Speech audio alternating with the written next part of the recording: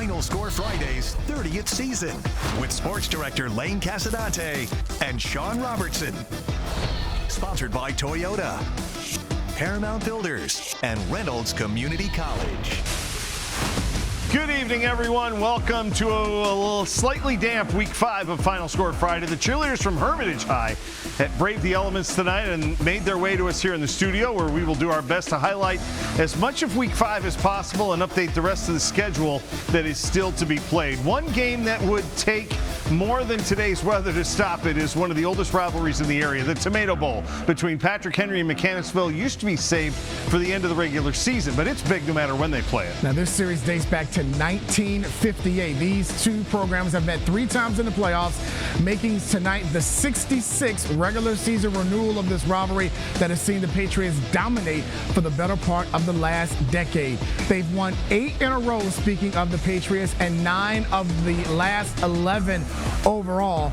Both teams needed a win, also a combined 1-6 going into the renewal of the Tomato Bowl. Second quarter, Patriots up 6-0. Hayden Stark on for a 30-yarder, goes off the crossbar and then over it to cut the lead in half. But later in the second quarter, Devin Ruse with a corner fade in the end zone to Javion Weekly for a 19-yard touchdown. Point after good. It's 13-3 Patriots. After PH recovered the ensuing kickoff, they take advantage of the short field with Blake Whitley from 2 yards. It's 20-3 Patrick Henry. Under a minute to go in the half, Ruse finds Eli Maxey over the middle.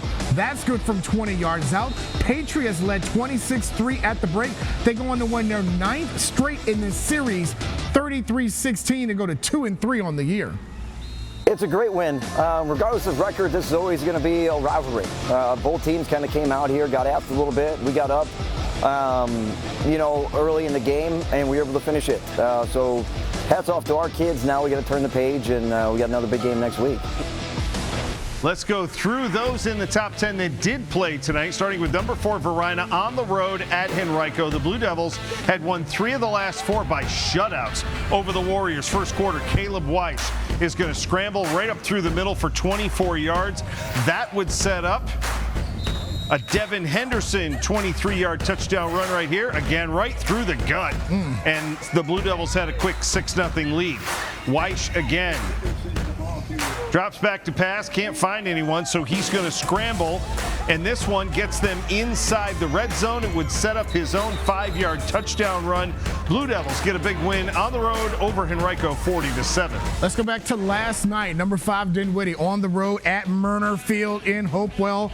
No score in the first quarter, but Joshua Adams will say, Sean, change it. He's going to take the handoff and go 82 yards to hit his head on the goalpost. Tackle on the 2-point conversion is 8-0 Dinwiddie. Later in the first, Camden Hunt for the Blue Devils. He's going to get the handoff, but hit his own teammate. The ball pops out, recovered by Dinwiddie, and that will lead to this. Right before the half, Harry Dalton III, the USC commit, 5-yard touchdown run. Generals up 16-0 at the break. Dalton will score again from 5 yards out in the third as the Generals rebound from their loss to Maury and gets a 22-7 win over Hopewell. A pair of West End games tonight. We're going to start at Mills Godwin, where the Eagles hosted the Hermitage Panthers, a game that these cheerleaders watch tonight. Eagles have just 2 wins over the Panthers since 2007, each by a single point. Third quarter, Hermitage up 16-0. Ben Yane, 30 yards to Bryson Robinson, gets all the way down inside the 5. That would set up a Yane 1-yard touchdown pass to Robinson right here, and they led 23-0. Mills Godwin's best drive of the night got them inside Hermitage territory, but this pass by Luke Roberts is going to fall incomplete. The Panthers pitch a shutout, and they roll 31-0 tonight over the Eagles. Staying in the West End for Douglas Freeman on the road at Deep Run. The Wildcats trying to put together their first winning streak in 3 years. Freeman trying to bounce back from last week's loss to Highland Springs. First quarter, Deep Run quarterback Jace Tyler gets picked off by Jackson Rogish. 25-yard pick 6. Point after good. Mavericks have a 7-0 lead. Later in the first, Freeman driving in the red zone, but Butler Stevenson fumbles. It's recovered by Zayed Abubakar Sheedy. Very good. Thank you. Was working on that. That will then lead to this. Stevenson, 36-yard run, breaking tackles on his way to the end zone, 14-0 Freeman at that point.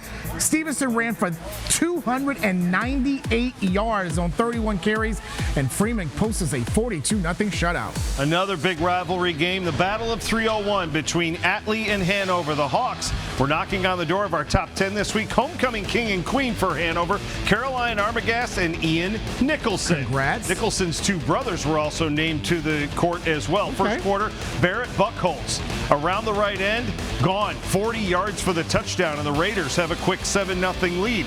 Hanover answers right back. Nolan Christ takes it himself, zigzagging through the defense for 20 yards. We're tied at 7. Think we're going to have a shootout? Not quite. Atlee just before halftime, Lance Heiser is going to line up for a 24-yard field goal that is up and doink, and it's good. That made it 10-7. Fast forward to the fourth quarter. Buckholz is going to run this one to the goal line from the 4. Officials would confer, and they would eventually rule it as a touchdown. It capped an 85-yard touchdown drive, and the Raiders win this one 17-7 over the Hawks. This is what I'm going to tell you about the rivalry. It's a very healthy rivalry. A lot of respect for them. You know, I think Coach Rogers said the same thing about our program.